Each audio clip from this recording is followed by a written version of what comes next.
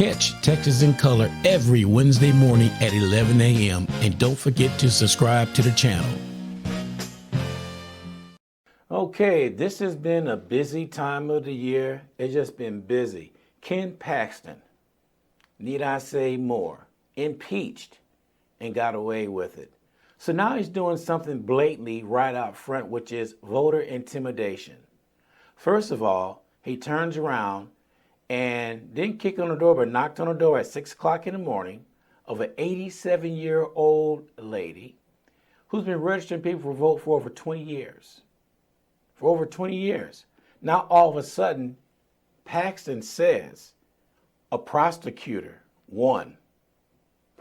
saying they was doing something illegally about voting. So they gave him grounds to give a search warrant to go over 6 o'clock in the morning to pull the lady out of her house in her nightgown. Now she asked, can she put on the robe? They told her no. Seriously? Are y'all that much of a pervert? You couldn't let this lady get her robe put on? And then they went on to take all her electronic devices. Now granted, it was a search warrant. She was not arrested. And as of right now, to this day, there's no charges on her. But yet, they took all her electronic devices, they took all that to find something on her, which they have not found yet. So Paxton, let's just roll the tape so you can see what I'm talking about. Homes raided, phones seized, allegations of voter suppression. That's what's going on in Texas as we speak. A Latino civil rights group calling for a federal investigation after its volunteers said they were targeted by Texas Attorney General Ken Paxton. The civil rights organization, LULAC, says officers broke down a door. They say an 80-year-old's medicine was taken. They say an 87-year-old's home was raided at 6 o'clock in the morning. She's quoted in the New York Times as saying, they searched everywhere. My underwear, my nightgown, everything. They went through everything. I want to bring in Cecilia Castellano, along with Texas State Senator and Democrat Roland Gutierrez. Thank you both so much for being here. When I first read about this account, it was just shocking, to say the least. But Cecilia, can you tell us what happened when officers arrived at your home? Yes, ma'am. It was about 6 in the morning on August 20th. As a strong Latina of faith and owner of a construction company, I could have never been prepared for what I experienced. Now, although I didn't experience in depth my actual home being raided, but Office of the Attorney General did come to my home that morning at 6 a.m., ringing my doorbell, knocking on my door. When I peeked out, there was flashlights flashing into my home, and they asked me if I was Cecilia Castellano, and I said yes, I am. And they told me that that they needed to talk to me, and if I could open my door, I did. And I said, well, are you guys like the real Attorney General? Because I'm not sure why y'all are here. And they said, ma'am, can we come in? I said, well, can you please hold on so I could get my husband? When I went to go get my husband, they were already standing by my dinner table. And it was kind of disturbing to me because my son's door is just a few feet away where he was sleeping. My son did hear everything. And what gets me mad as a mother is that, number one, this came in on a school day.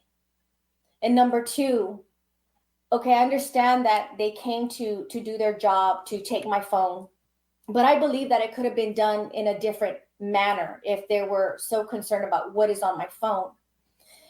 However, when I asked them what, if I could see the search warrant, what is it saying? Why are you here? They had no knowledge. They said they had nothing except to come and take my phone. They had no paperwork, Cecilia? I'm sorry? They had no paperwork to show you or anything like that? They provided a search warrant, a one-page search warrant, but there was no specifics on it. As far as why did they want my phone? And so that's what disturbed me. They did take my phone, which I use for business and personal. And I do have a campaign phone, which I do not carry with me. So it's not located here at my home. And so there was no specification. It just stated the phone that was located at my home address. And so I gave it to them. They thanked me for not giving them a hard time. And I said, well, I have nothing to hide. I mean, I'm not sure, again, why you're here. And they said, Ms. Castellano, I'm really sorry that I've had to meet you under these circumstances. You don't look like the type of person that should be going through this. And I hope to meet you again in a different circumstance. And they were here for about maybe 45 minutes, and they gave me a sheet of paper of my phone that they took, the identification of the phone, and they left. And thereafter, my husband and I sat down and talked, and I was shocked. Mm-hmm. I'm still shocked. Yeah. I'm mad. I'm more mad because my son was a few feet away. I'm mad because my son calls me at work asking me, Mama, is everything okay? Mama, what happened? And I couldn't talk much while I was at work. And a matter of fact, since that day, as I walk into my home, I feel no peace in my home. I can look towards my dinner table and see those men standing there. My son comes and lays with me every night and hugs me tight. That's how our nights have been before he goes to sleep. He's 14 years old. I mean, seriously, what 14-year-old does that? Yeah. And today, as we were getting ready for the press conference, he made sure that Dad was going to be there and that Dad was going to be able to be there to protect Mom. And I told him yesterday after church, I said, son, sometimes when we're led to do something for the right reasons and to fight for the right things, we got to go through the valley. We got to go through the storm. But this is why people like those before us, whether it's Martin Luther King, whether it's any other activists that have gone before us and have died for us, we have the rights we have today.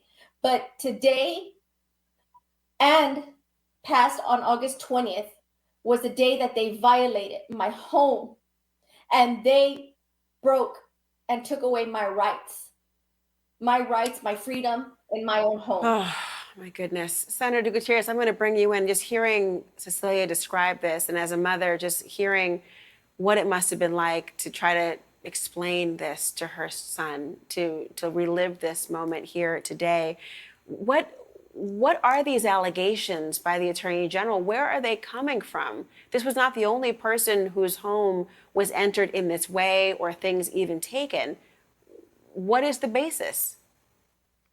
No, it doesn't appear that there is any, Laura. I mean, the fact is that this guy, this Attorney General, who has been indicted, as you know, in the state of Texas and on seemingly some kind of probation for securities fraud.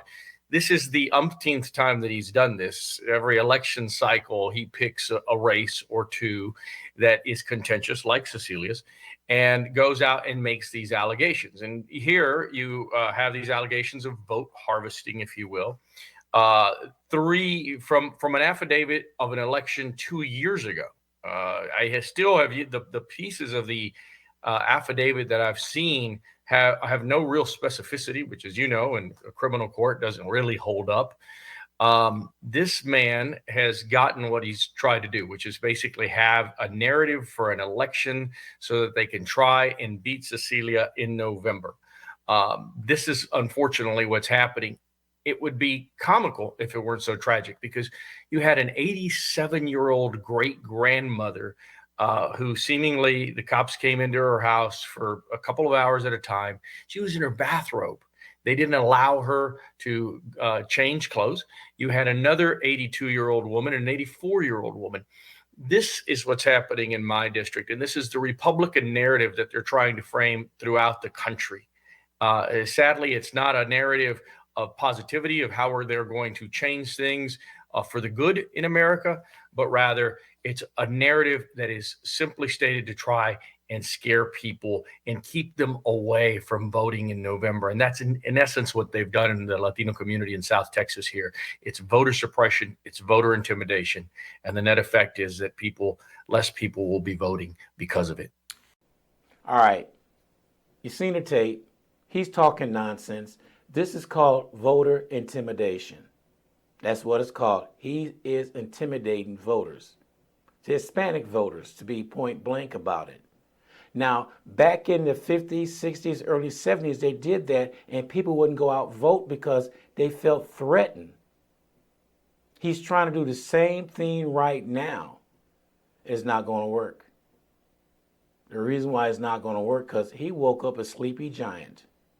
They are not taking this. And speaking about taking this, I have another clip of Paxton decided he wants to sue Bexar County because they send out voter registration forms to people. Intimidating again. Roller tape on this idiot right here. This evening, Texas Attorney General Ken Paxton has sent a warning to Harris County to not send voter registration applications to what he called unverified recipients. Just after 9 o'clock tonight, he sent us a press release that says in part, quote, the distribution of forms to unverified recipients could induce ineligible people, such as felons and non-citizens, to commit a crime by attempting to register to vote. The Attorney General also sent warning letters to Harris County commissioners as well as Bexar County. Here's a look at the voter registration requirements taken right from the Texas Secretary of State's website. You must be at least 18 years old on election day, a U.S. citizen, a resident of the county where the application is submitted, not a convicted felon, and not declared mentally incapacitated. One of the hardest states to register to vote in. It's one of the last few remaining states where you can't do online voter registration. Now, you see what I'm talking about? Do you see how that lady point out that Secretary of State, what was in writing? They have to get the ballot and mail it in. So what's the problem? He's making it a problem. Voter suppression, voter intimidation. Well, any way you look at it, he is targeting the minorities because they are running scared. They are so scared on this election, they don't know what to do, so they're making things up and doing things as they go along. Paxton, I'm going to be point blank with you on this. Listen to what I say. The problem is not the problem. The problem is your attitude about the problem. I'm out. Thank you for watching Texas in Color. Please tune in every Wednesday at 11 a.m. And please don't forget to subscribe to the channel and hit that notification button so you'll be notified each and every time we go on live.